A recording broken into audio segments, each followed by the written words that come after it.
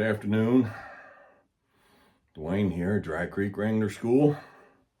It's been a little while since I've been on here. Haven't put anything out lately just because we have been so busy. Mama and I were on the road for 2 weeks, and we just got back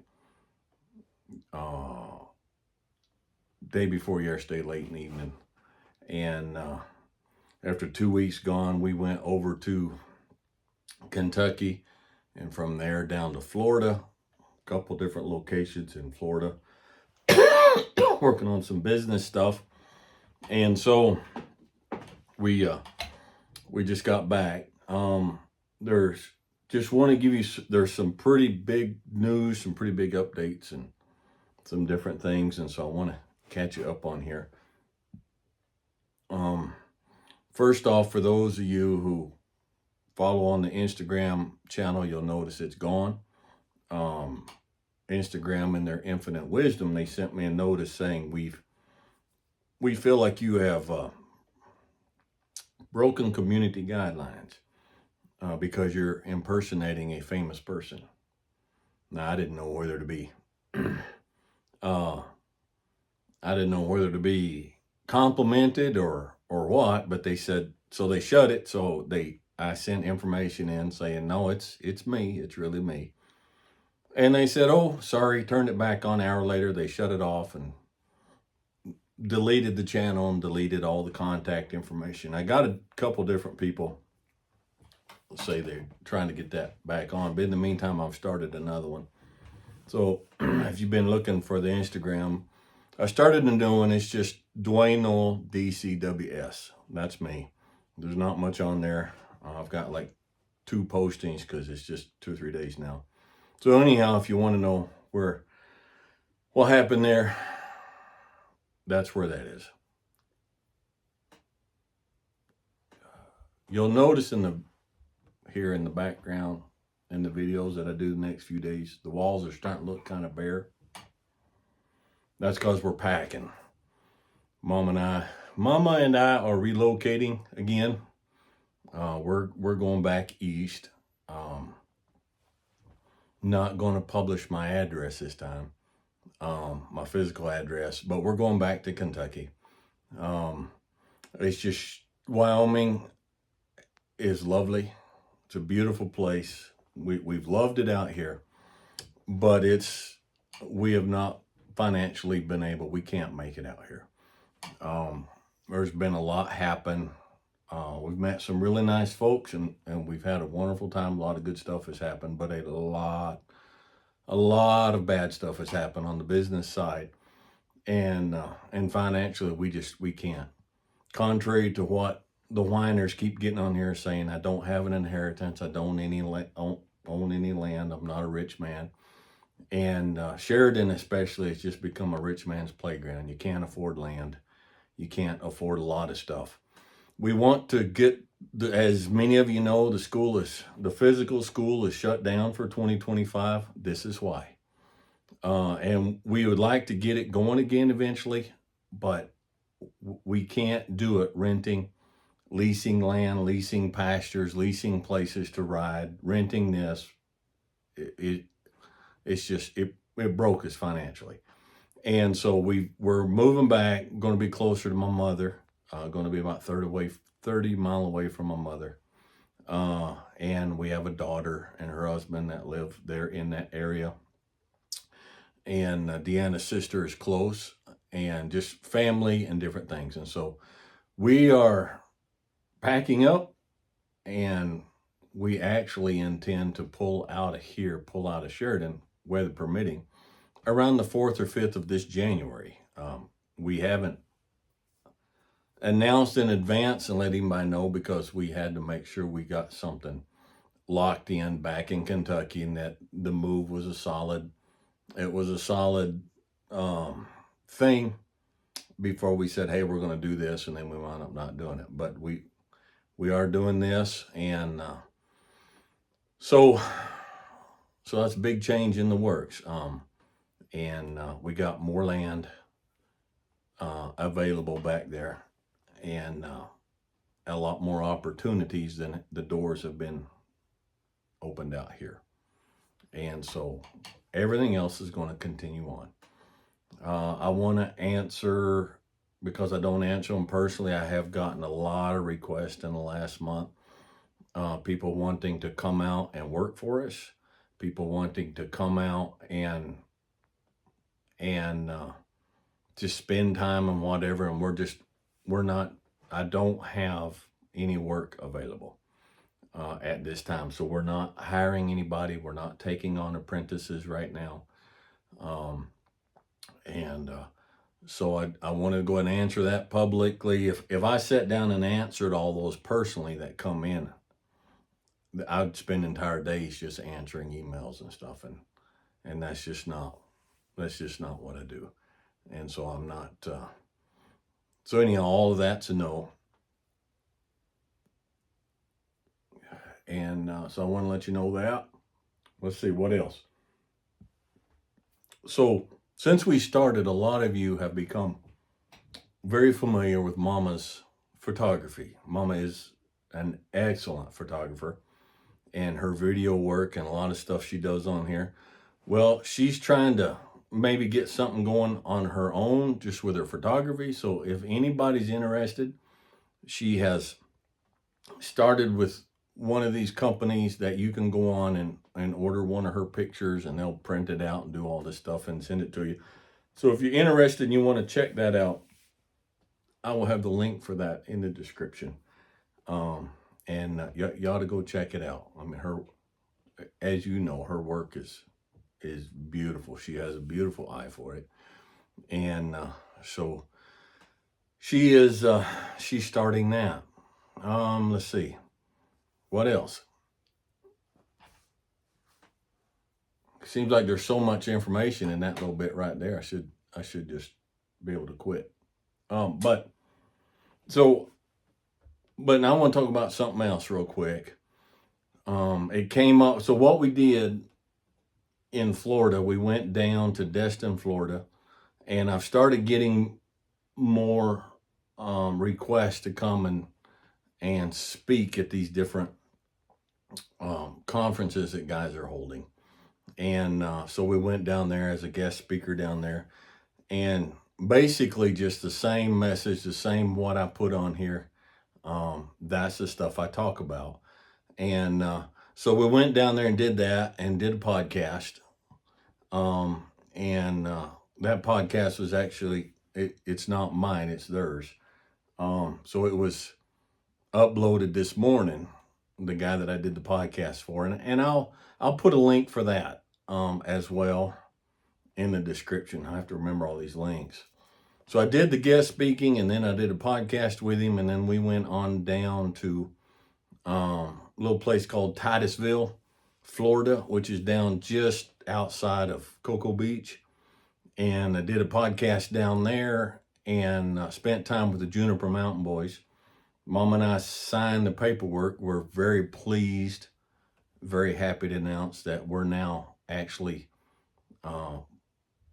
a part of Juniper Mountain Coffee. We're not just being the face of and fronting this company, but we actually are become a part of it to help build this company, Juniper Mountain Coffee. So we're real pleased with that.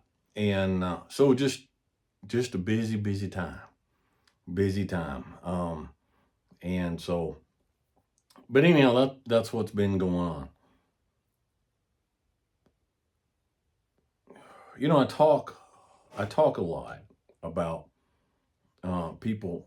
They don't spend enough time today just thinking, just sitting and cogitating and meditating and chewing on stuff. And it was brought to my attention just right here recently that a lot of people today, they don't know where to start. They don't know how to do that. And I've had some tell me, I sit down, try to do that, a young person, I've started smoking cigars, and I sit down to just try to think my way through things. And sometimes it's hard to find the thoughts. Where do I start? And so that's what I want to talk about. Just thinking thoughtful thoughts. And that's where reading comes in. Now, as you know, if you've been following me for a while, I'm a big, strong proponent of reading good material. And good material, I'm a big proponent of poetry, which surprises a lot of people, but I am. And reading books, and it doesn't have to be self-help books, but reading good material, all right? And the thing about reading material or watching interviews and documentaries and stuff like that, if you know how to approach that stuff, it can be very, very profitable, very helpful. If you don't, it can actually become damaging. So when I read something, it's for the purpose of getting an idea, all right? It's not for the purpose of getting a belief. There's a big difference. So when I've got both of Jordan Peterson's books in there, of course, you guys know I read, I don't know how many times I've read through The Art of War, Marcus Aurelius. I've read Epictetus and Plato, but I'm a Christian, and so I read a lot of the Bible, read the Bible a lot. And except for the Bible, and I'll come to that in a minute, I don't read these books in order to get beliefs. I read these books and poetry books and other books, I read them to get thoughts and ideas that I hadn't experienced before, to come across things and concepts and approaches that I hadn't been faced with before.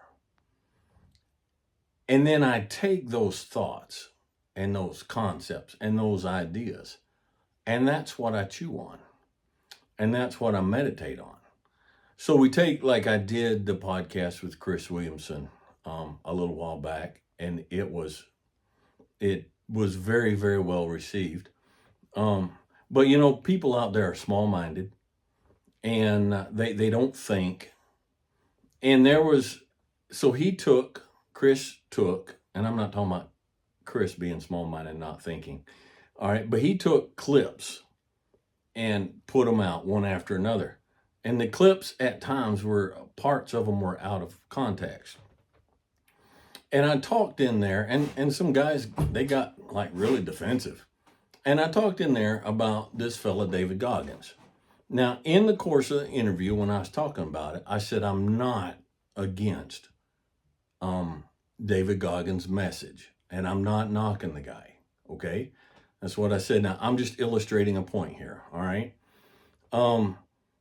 He speaks of balance, but his main point, his main thing that he's known for is this hustle, all right? Go, run when everybody else quits, keep going. Okay, this thought, all right? Now, I'm just using this as an illustration on how I approach these things. So I've seen some of his interviews and I've seen some of his stuff. I haven't read his book, all right? So I'll take that and I'll take what he says. And so I'll start looking at it. And so I'll ask myself, is this a legitimate thought? Not is this a thought that's for me. I won't start with that, but is this a legitimate thought? As opposed to, who was it? George Carlin, can God make a rock so big you can't pick it up? All right. So I'll look at that and I'll say, that's a stupid thought. That's not worth me even cogitating on. I'm not even going to think about that. But I'll look at this and I'll say, is this, and I'll chew on it. I'm like, is this a valid point? Is this a valid thought? And I'll go through it and I'm like, it is. There's a lot of young men these days, a lot of older men these days who never found the grit, who never found that drive and determination to go when things get tough.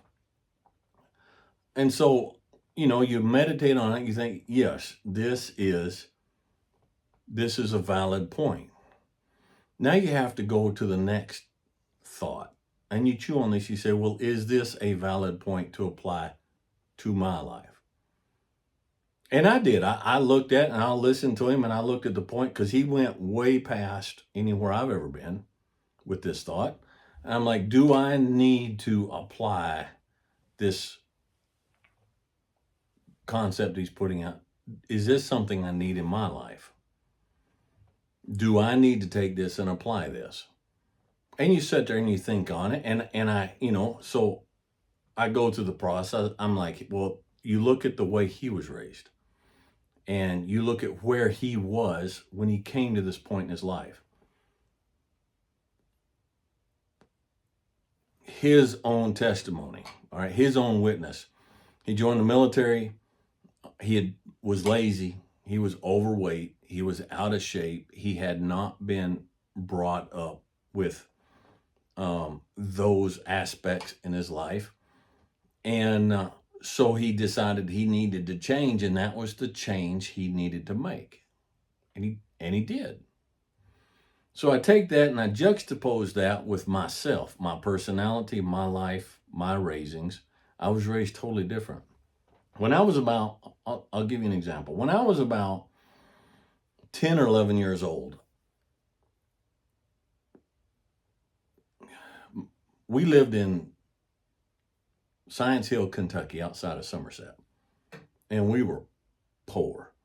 My mom and dad worked. Both of them were working all the time. And we were poor. My dad had a car. It was some kind of old land yacht. Some kind of Oldsmobile or something. I don't know. Just a big old, and it was like a muddy, rusty brown color. And I'll never forget it. The right rear tire had a slow leak in it. And I suppose Dad didn't have the money at the time to take it down and get it fixed. So anytime we were going to need to go somewhere, Dad would hand me a bicycle pump, just like you'd pump a bicycle tire. He'd say, son, go pump that tire up. And I would. Do you know how long it takes to pump up a car tire with a bicycle pump? And so I'd go out and for all I knew, all the kids all over the world did this. I mean, I didn't know. And so I'd start pumping and I'd pump. And I figured out after a while, when you're facing a hard thing, your mind is the biggest battle. And so I found that counting made it a lot easier. So I'd count like 50. And then I'd start over and count to 50. And I'd pump and I'd pump and I'd pump and I'd pump and get that tire up enough. We'd get in the car and we'd go. We'd do what we need to do, come back home. And a few days later, Dad hand me that tire pump. Say, son, go pump that tire up. And I would do it. That was my background, my childhood, my raising. There for a while in junior high, or maybe I was a freshman in high school, I would go to school all day, and the newspaper company would deliver 135 newspapers to the school. And so I'd get out of school and I'd go sit on the steps out front, and I'd roll 135 newspaper and put them in a big canvas bag and put them on the front, right across the front of my bicycle, and I would deliver them by bicycle.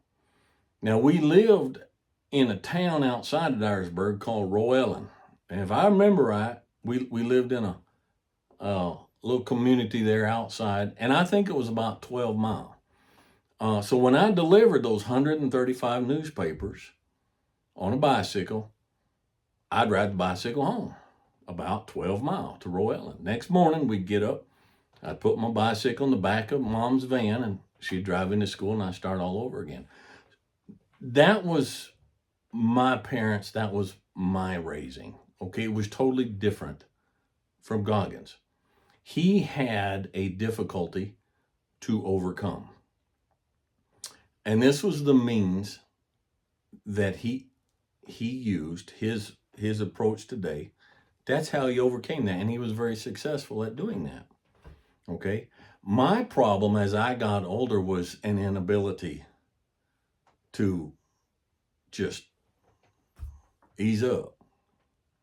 So I had a different personality. I had a different raising. I had dug a different groove that I had to get out of.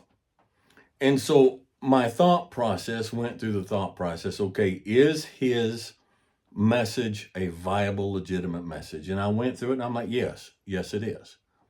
So then the second question is, do I need to apply that to me, where my life is, where my personality is, what my history is, the battles that I'm facing? Do I need to apply that to me? And the answer was actually no, I don't.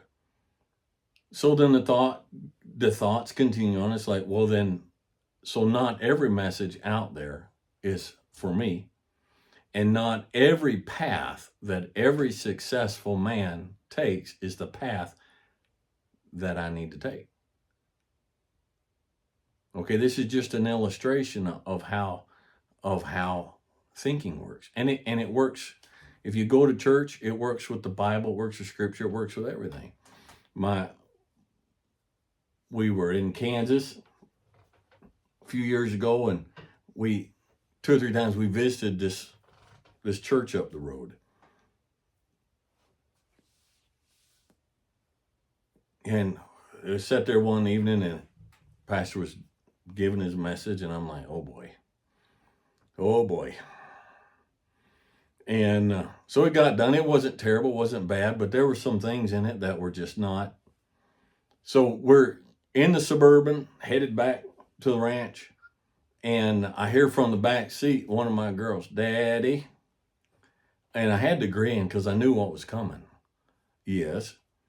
That verse he used tonight, is that what that verse actually means? And I'm like, no, honey, you're right. That's not what that verse actually means. However, you've got to understand, you got to balance stuff out. The man's overall message was correct, and the man's overall subject was correct.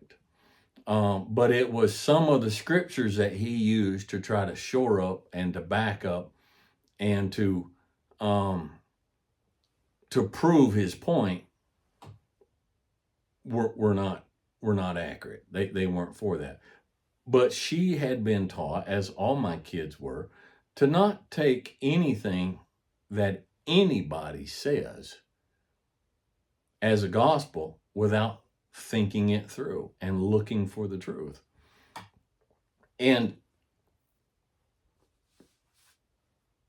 the more something seems to be, well, that's easy, that's up front, that's obviously the truth, the more you need to check it. Okay? It's too easy. All right? It's too easy. If someone says something that is blatantly just absolutely idiotic, there it is, then it's easy to say, well, that's just, I don't even have to listen to that. That's nonsense. But if somebody says something that really rings your bell and sounds good, then you're more likely to accept that without thinking about it. And so that's where you got to be careful, and that's where you need to sit down and think about it. Everything that I say, every video that I put out, whether it's here or it's on the Tack Room Bible Talk, I fully expect you to think about it and chew about it, cogitate on it, ruminate on it, meditate on it, and not just take it for gospel.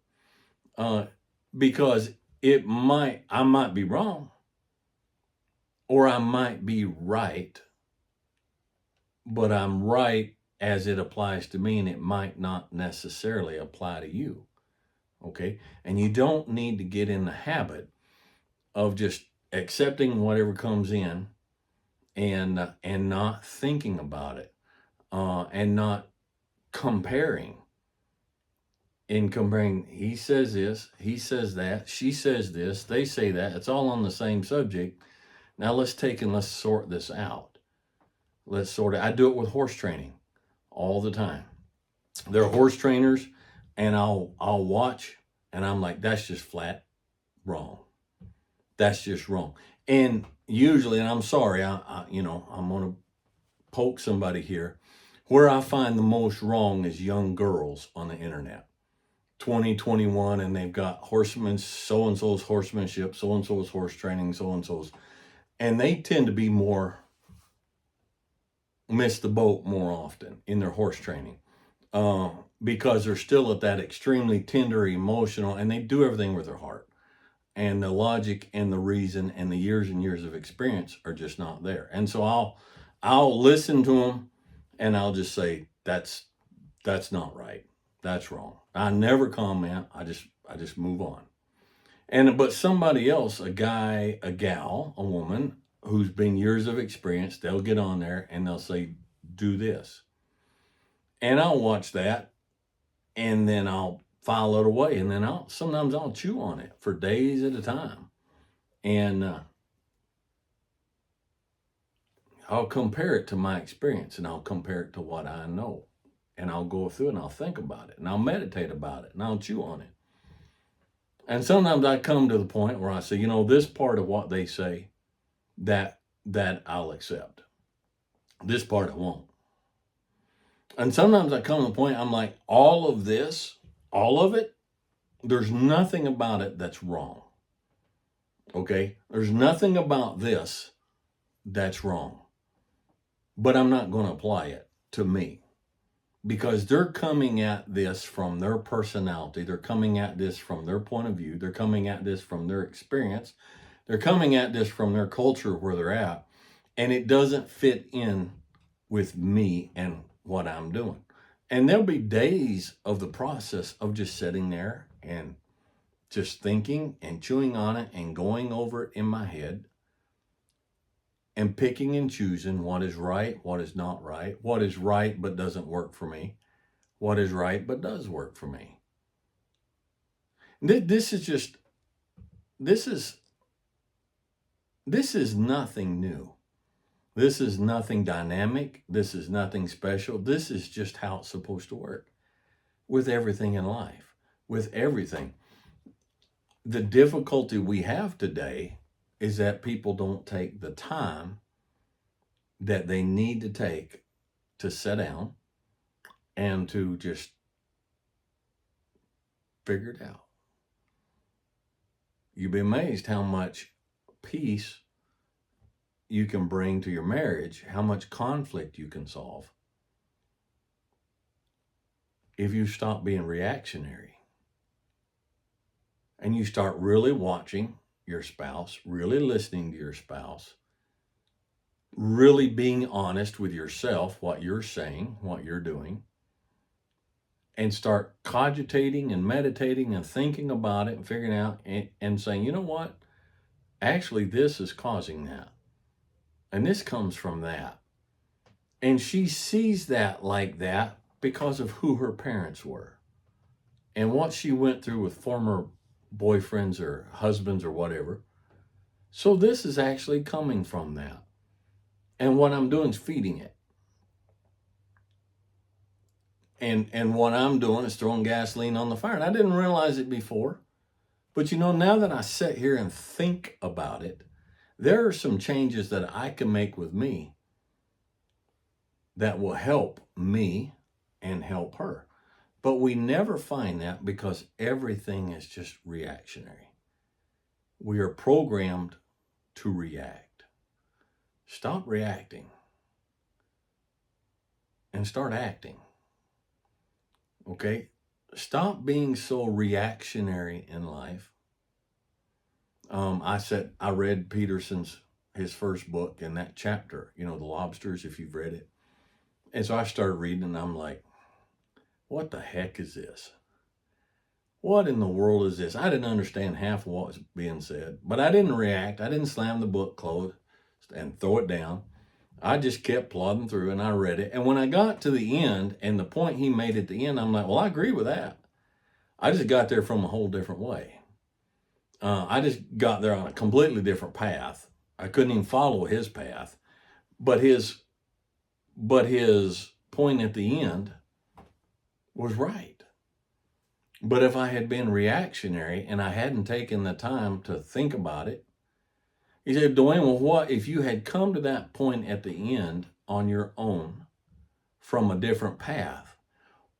What benefit did you gain from following his path to where it came out to where your path merged? What did you gain from all of that thought process and all that work going through that? The next time I run into somebody who approaches life more from a clinical, intellectual, academic standpoint than I do, I now have that much more experience. I now have that much more um, input of a different thought process. I can respond to them on a better manner. I can understand better the path that they're coming from. When I listen, you guys know, I mean, I read Marcus Aurelius, like I said, and these other books. I I discard at least, well, probably close to half of what's in Marcus Aurelius's book. There's at least half of it. I'm like, nope, that don't that don't fly. Okay, that don't. Part of what he says there is true and accurate, but his reasoning as to why that is true and accurate, that doesn't fly. So I don't read anything and just take it and soak it in and say, okay, that's the way it is. Everything you read, everything you listen to, everything you do, you need to take it as fodder. It's fodder for thought. And then you need to take and you need to sort through it and put the pieces together on your own. Okay? That's where you gain brain power. That's where you gain more logic and more reasonableness. Okay? That's where you stop being a dupe, reacting to everything that comes along. That's where you start gaining wisdom. Again, remember, knowledge is information. Wisdom is what you do or do not do with that information. Okay? So I just kind of wanted to break down that this had come up in this 2 weeks of travel. This subject had come up. So I just kind of wanted to share it with you. Just start thinking thoughtful thoughts. Okay? We will sit there and we'll scroll and we'll scroll and we'll watch and we scroll because there's no thinking required. All right, we can do that without thinking. But now if we change our method, if we change our approach and we watch something and we train ourselves to start thinking about it and to start studying on it and start picking through and seeing what applies, what doesn't apply, what works, what doesn't work, then we increase our brain power. Okay? And we increase our actions over our reactions. Okay? So anyhow, I hope this helps. I hope this kind of encourages you a little bit. Spend more time thinking. All right? When you listen to somebody or you read somebody. Now think about this. Let me add this thought. Okay? A book doesn't just happen. A guy has thoughts. Maybe they're good thoughts, maybe they're bad thoughts. Okay? But a guy has thoughts. And he puts his thoughts down on paper. And trust me, I'm going through this right now. This is work. Okay? And then he and his editors, they go through the thoughts. And they weed out the thoughts that are not clear. And they put the thoughts in order so they make more sense. It is a collection of thoughts. So when you read that, you are just inputting all these thoughts. And now you've got ammunition for your brain to start working on. Okay? But when we do that, then we get less reactive and we get more thoughtful.